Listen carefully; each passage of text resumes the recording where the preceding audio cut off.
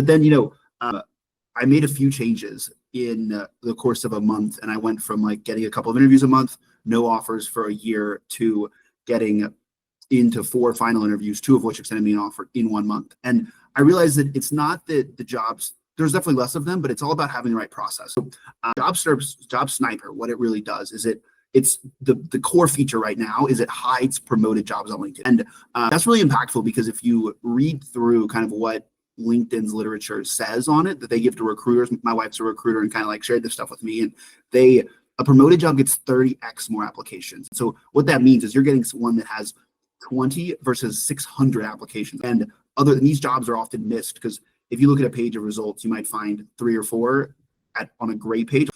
The only goal of the first step is to get a real person to look at your application, because when they get that many applicants that fast, they just don't do it. And so that's where the applying early to non-promoted jobs comes in, because you are really able to, most of them review it in the order that they're received to some degree with some filtering, but like that's generally the process. And so you got to be early, and then like you've talked about, you got to reach out to people, and like just so that a human actually interacts with you, because that's the only way to get looked at these days.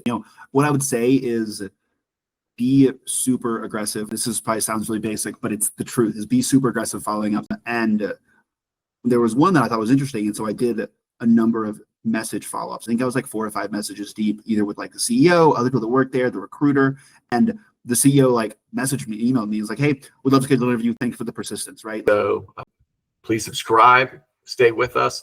And most importantly, what I'm really hoping that everybody takes away from this is a little bit of confidence to know that there is a lot of people fighting for them. No one's coming to save you but you. You've got to go do it as a job seeker. But there's a whole lot of people who are trying to support you. And so keep pushing forward, stay on track of what you're doing, and build your system.